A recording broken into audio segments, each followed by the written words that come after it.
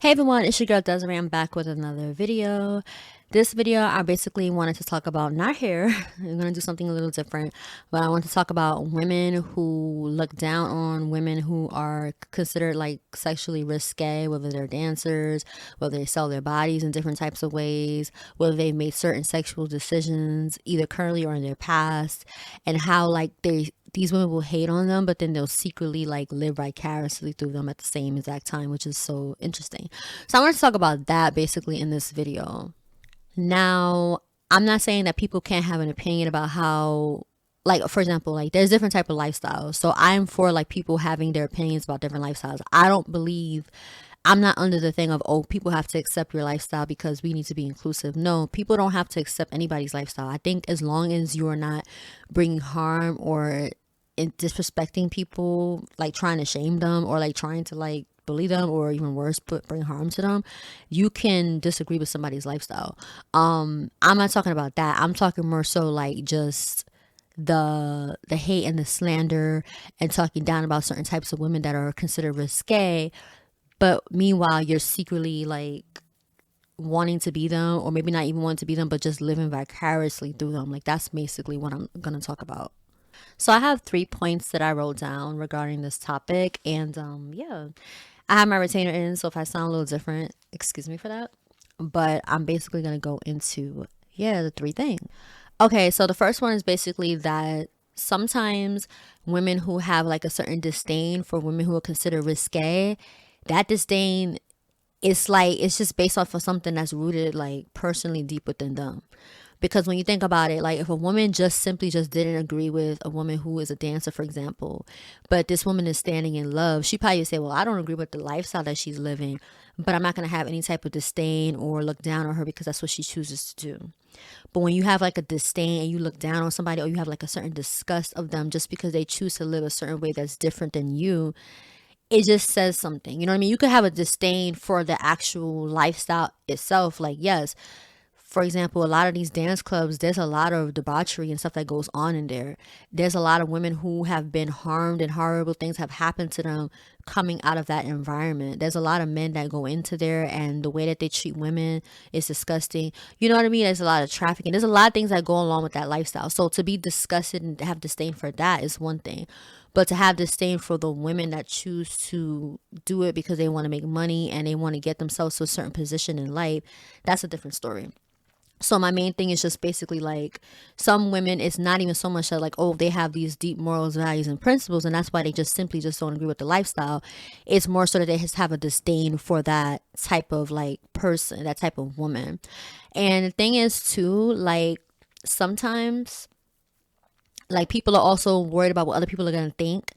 So they want to like kind of associate themselves with that, like, oh, like, yeah, I don't agree with that. I don't like those type of women, or yeah, that's disgusting, because they want people to see them in a certain light in contrast to those women. You know what I mean? And I don't like the concept. Like, yes, I do agree that sometimes people tend to hang out with people that are similar to them, but at the same time, that's not always true, because sometimes a woman could be like a dancer, or she could be like a woman who's on OnlyFans, who's showing her body, but she has a friend who never would do that, and they get along well. Like, it doesn't mean that just because you hang out with a person who is in a risque lifestyle that means that you're like that too. But I think a lot of people worry about that, and instead of like dealing with it in a healthy way, they just kind of like show a disgust or a disdain towards the people within that lifestyle, if that makes any sense. So that was basically my first point. It's like, don't confuse somebody's disgust or disdain for a risque woman in society for, oh, because she's a pious woman or because she has high morals and values. It doesn't mean that. It could just mean that she just has disgust because, like I said, if she really was coming to it from a healthy space, she would say, yes, I may have a disdain for the lifestyle. There's a lot of things in lifestyle that I don't like because it goes against my morals and values. However, she would still treat the people in that lifestyle with kindness. That doesn't mean she has to be their friend, or you don't have to be friends with everybody. I actually suggest that you be friends with people that have more similar morals and values and principles that you have. But that doesn't mean that you have to treat the people bad who have different morals and values than you do. And then, yeah, so that's basically what I wanted to say about that. I can go further into it in another video, but I don't want to make this too long. So I want to get to the next point. And I wanted to say another thing before I go on to the second point is that like I used to have a certain like look towards women like who were dancers or women who would do like corn, you know what I mean? Like, cause you can't, I don't even know, I don't think you'd even say PRN on here, but I would have a certain like look towards those women because I was raised in a very religious upbringing. And it's easy to have like a certain like, oh, I would, I'm not like that, or I would never do that. And I think like when you become an adult, at least for me, based on my experiences, like some of my experiences, like I never treated those people like I never like saw girls like for example growing up in school they did certain things that I hadn't done because I was like a late bloomer. I never treated them bad, but sometimes like if you're not careful because you grew up in this religious upbringing, you can be like, oh, they're heathens and they're sinners and we're the people of God, when that's not even true because you could be a heathen and a sinner too with so many other things that you're doing, just like treating like looking down on people because they live a certain lifestyle that you don't live. That in of itself is a problem because you're looking at them like ill, as opposed to, you know what I mean? Like, yes, like I said, you don't agree with a lifestyle, but you don't look down on people. You don't see yourself as like better or I would never this and that. You always come to things from a place of humbleness. So I think that like that's why I have a different perspective now on it because of my life experiences, but also because, just maturity and growth and being accountable and growing as an individual, as a woman. I'm just a lot more well rounded, watching a lot of interviews and watching a lot of women talk about their experiences who are in a lot of these industries. It just made me think differently about women in general and just how I talk about women and just interact with women because it's just so important. So I basically wanted to add that. So the second one is some of these women who have a disdain for risque women, they love to watch them and be entertained by their like appearance, like if they're very beautiful, have nice bodies, their confidence, their stories, like the stories that they've had maybe in the industry that they're in, whether they're like a dancer, they do OnlyFans, or maybe she's had, more partners than the women who are looking down on them, like, so they have all these stories. Like they like to watch stuff like that. They like to be entertained by it. They may even like the attention that she's getting. All the guys are trying to talk to her. Maybe other women wanting to be like her, like, oh, you're so pretty, or oh, you're making all this money. I wish that was me, or how can I do that, or how can I do that too? So they're like mesmerized by it and they almost live vicariously through these women.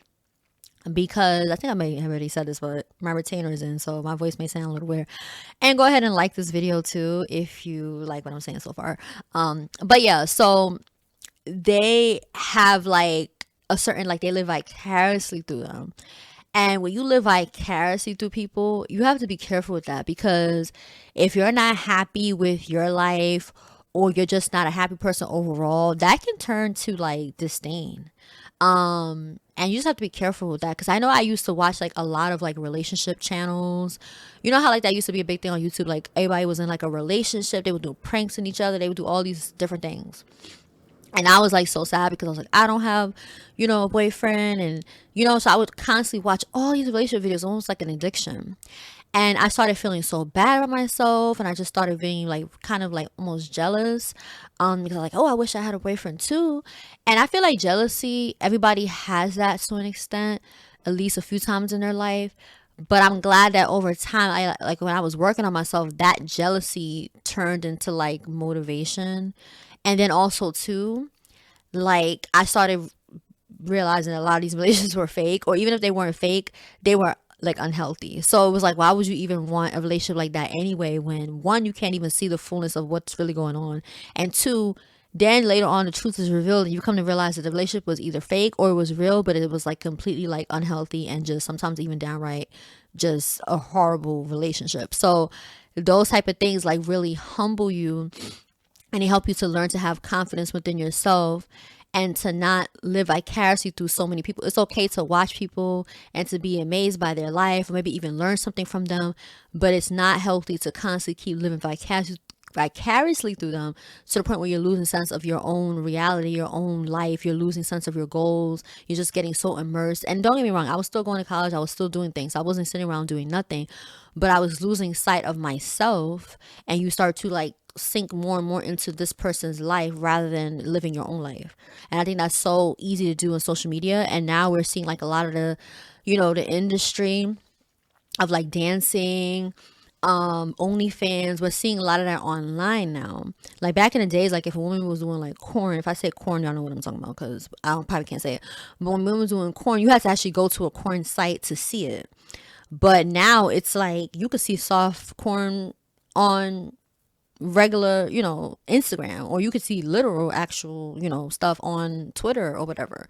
So it's like now it's like everywhere. So even if you're not searching for it, you can see it all over, wherever you look. And people say, oh, that's just your algorithm because you watch that. So that's not necessarily true because sometimes they show you things that you weren't even searching. So that's not always true. Sometimes people can retweet something and then you see it. So the algorithm is very complex. It's not that simple of, oh, you're just seeing it because you're just watching it all the time. That's not necessarily true. Because there are times when I see things, I'm like, why are you showing me videos of shrimp? First of all, I've never eaten shrimp when I was a meat eater.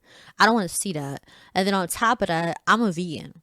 And all I look up is like vegan stuff, vegan stuff, vegan stuff. So why do you send me? So I would just click like not interested. So that they'll like stop sending me these foods that are like not vegan. I don't want to see meat. I don't want to see, especially not no pork and especially not no shellfish. But does that mean I'm looking for it? Of course not. So that's why I say like the algorithm is kind of like complicated. Anyways, let me go into well, before that, I'm gonna just say this last thing. So my thing is like some women, like they'll like for example, they might watch the City Girls and they might like the City Girls, they get all this attention, they're traveling, they're touring, these women are so confident in themselves, they're confident in their sexuality, they show their bodies, they're so sensual, they're so seductive, so many men want them, so many men want to, lay with them. Some even women want to lay with them too, like they want to be like them. They have all this money that they're making, and then also being that they came from the hood, so it's like, wow, they really made it. So a lot of women can get really like caught up in that, and they can live vicariously through them. But then the thing is, like sometimes, like I said, that can turn to disdain, and it's like that's not healthy. You know what I mean? And then some women, like I said, they don't really actually agree with the lifestyle. They just like the stuff that comes with it. So they'll watch it and they'll be entertained by it. But then they'll say like, oh, I would never be like the City Girls. That's disgusting. I would never want to degrade myself like that. But the thing is like, why are you watching it but talking about them like that? Saying that they're disgusting and they're like low quality women. It's like, yeah, like I said before, you don't have to agree with their lifestyle, the way they carry themselves, but to talk down about how disgusting they are and how they don't respect themselves. But then meanwhile, you're like dancing to their music. Like I said, you're watching them, you're excited about their lifestyle and, oh, I wish I could travel and do the things they're doing. But you just said it, they're disgusting and they're like, those type of women. So that's why I say like, it's easy to live vicariously through people while simultaneously disdaining them or maybe even being jealous of them. And you have to be careful of that. As women, like a lot of women think that they're above being jealous. Oh, I never get jealous of other women. I love all women. I'm a girl's girl. Everybody is prone to jealousy. Some people may be more prone to it than other people, but nobody is above jealousy. You always have to check yourself, especially like I said earlier, like if you're not fully happy with yourself, or you're not fully walking in your purpose, which a lot of people are not just women, men too. But if you're not fully in your purpose, it's like it's easy to live vicariously through people. I mean, look at the world, look at the stuff that's going on in the world. Like it's so easy to just sink in and just live vicariously through other people's lives that seem to be better than ours. And maybe they genuinely are having a better experience. Maybe they genuinely are happier than us. So it's like that sucks when you're suffering or when you're not happy with yourself. So you have to be careful and you have to make sure you're doing the work, which is another video, because I know how difficult that can be when it comes to doing the work on yourselves to find the peace that's needed in order to get through this thing called life. But yeah, that's basically what I wanted to say about that. And the last one is basically, wait 1 second. Okay, so basically the last one is that some of these women that have a disdain for women who are like considered more risque, they would do the same things if given the same opportunities or if they were in the same circumstances. So what I mean by that is, for example, there may be a woman who have a lot more sexual, I don't even know if I can even say sexual, sorry if I'm not supposed to say that, but I'll learn as I go forward whether I can say certain words or not. But there may be a certain woman who has more partners than another woman, and then she looks down on her and she has a certain disdain for her. But some of the women that have a disdain for women who have more partners, they have less partners because maybe they don't have as much opportunity to have more partners. You know what I mean? Like, maybe the woman that has more partners, she's more desirable by men. But the woman that doesn't have as much partners, she doesn't have as much opportunities to have more experiences with men. Just like kind of how I talked about earlier. Just because a woman is not doing certain things is not because she has certain morals, values, and principles. It could be so many other reasons why a woman has, what they would call low body count. You know how I say, like, that's what people call it. It could be because she's just not getting as much opportunities. It could be because she's extremely shy and extremely afraid or has major anxiety, so she doesn't give guys the opportunity. It may not even be because she has these high morals, values, and standards. You know what I mean? So it's like, that's kind of funny how you're looking down at her. But if you were in the same position as her, if you looked like her and you had the same opportunities as her, you would be doing the same thing, sometimes even worse. Or maybe she grew up, with a lot of trauma. Unfortunately, many women, as you all know, especially, women that look like me, my skin color, they have been abused as little girls, as teenagers. And I'm not saying that all women who do that, who have been through that, go and do, they go into, like, the sex industry, or they become promiscuous. That's not true, but there is a higher rate of that, right? So, and then being that Black women are, like, highly overly sexualized to begin with in the media. So all these things put together, right? So if you had been also treated that way as a child, and those horrible things have been done to you, and I'm not just talking about, somebody touching her, but other traumas that can cause that, like, for example, having a father that's abusive in other ways, not, touching her, but physically abusive, verbally abusive, calling her stupid, calling her ugly, constantly abusing her. Or maybe he was physically abusive to the mother, or maybe the father wasn't there at all. He was in and out, constantly inconsistent. All those things play a major role in the development of a girl and a teenager as they get older. So like I said, once again, I'm not saying all women who went through that turn out the same way, but there is a higher rate of women having a lot of more issues as they get older when they've been raised in very dysfunctional ways, especially when it involves, their fathers or other male figures, right? So if you were raised that way, would you have came out better?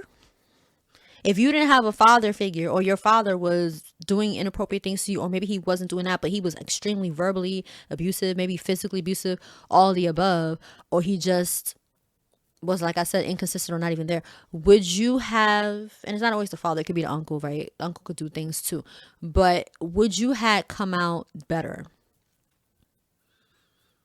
You know what I mean? Like, I just don't, I just feel like sometimes we don't ask ourselves that. It's easy to say, oh, I wouldn't do that. Meanwhile, we were raised completely different. Like, you had a whole support system. I'm not saying that a woman who has a loving, healthy father, healthy brothers and uncles and cousins and stuff like that, male cousins, don't grow up with issues. That's not what I'm saying. But on average, they tend to have more stability when they grow up around healthy, loving men. That's just a fact. So being that you grew up with that, yes, it wasn't perfect. No, it's never perfect, because they're still human beings, and many times they may have been not always been raised the best way to be the best fathers or whatever, but they did their best, and they always did things from a place of love. They were not ever calling you ugly or stupid. Yeah, they may have sometimes raised their voice a little bit. They may have sometimes you felt like a little neglected. You didn't get as much attention as you want, but the love was always there, and it was healthy. You know what I mean?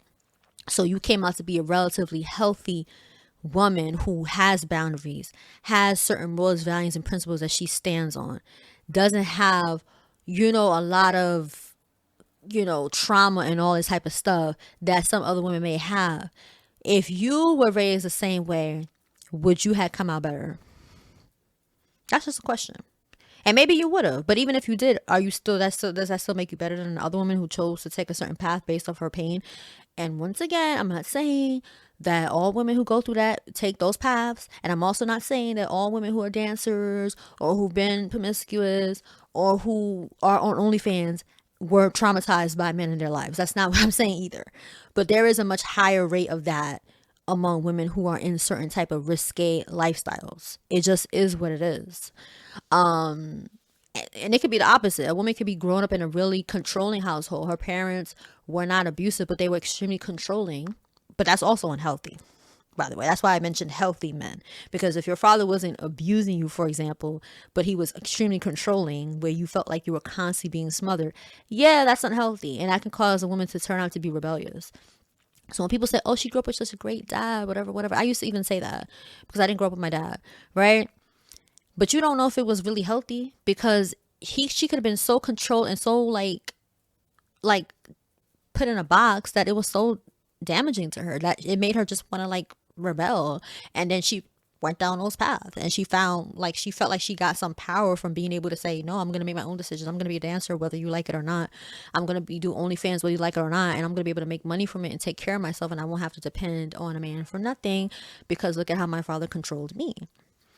You know what I mean? So it's a lot of other things. So that's why I say we have to be careful with looking down on certain people who make certain decisions, and in this case women who make risque decisions, because we really don't know their path. I'm not saying that, oh, you know, because people say, oh, that's not an excuse. It's not about excuse. It's about factors. You look at factors that people have experienced in life, and it just makes sense. And then you have some people who just simply make these decisions because they just want to.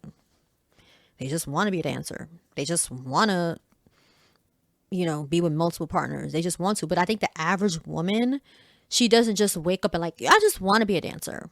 Especially given all the stuff that comes with it. There's a lot of women that you'll talk to them, like, and listen to them, whatever, and they'll say, like, oh, I want to get out of this lifestyle because of all the stuff that it comes with. But because of the money and because of all this other stuff, it's addicting, or maybe they don't have the stability yet to be able to come out of it. But it comes with a lot of stuff. Like I said earlier, like, people can live vicariously through people, but they don't really know the intricacies and the things that come with that lifestyle. So that's why we shouldn't be jealous of people, and that's why we shouldn't look down on people, because for one, we don't know how they got into that situation, and we don't know the trauma behind it possibly.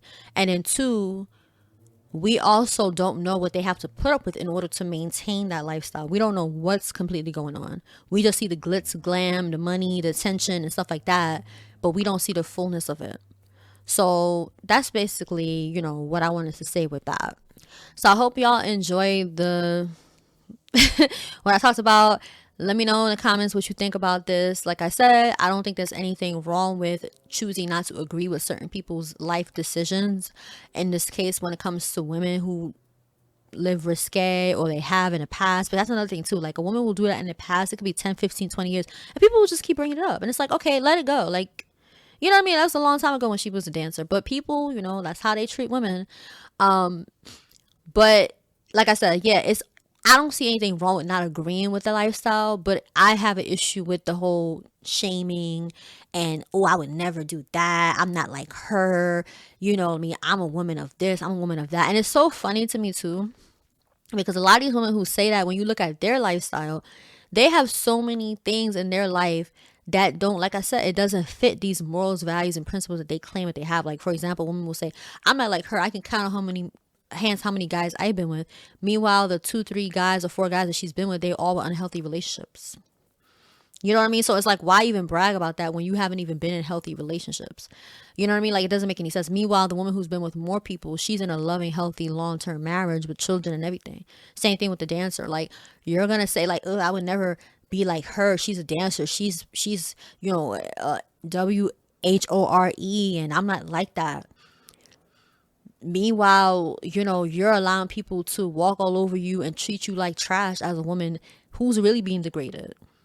You know what I mean? Like, is it you or is it her? Because she has certain morals, values that she won't let nobody talk to her or treat her any type of way. She won't even dance with a guy. She won't even take certain money if it involves disrespect. Meanwhile, you're allowing people to talk to you disrespectfully at work, at school, in romantic relationships with guys, your family. So it's just like, that's why I'm saying, like, it's one thing to not agree with the lifestyle. It's another thing to think you're better just because you haven't made certain decisions. Meanwhile, like I said, given the opportunity, you probably would be doing the same thing. Maybe, maybe not. But either way, we just have to be careful of that stuff. So that's my main point with that. And I'm gonna go, and I'll talk to y'all again soon. Hope y'all enjoy. Hopefully nobody, you know, got offended. But that's one thing I'm having to learn about social media. It's like, if you feel led to talk about something, talk about it. People are gonna get offended regardless. I think as long as you come to it in a balanced place and you're not coming to it from a place of hate or vitriol, somebody's going to receive the message. So take care, and I'll talk to y'all again soon. Bye.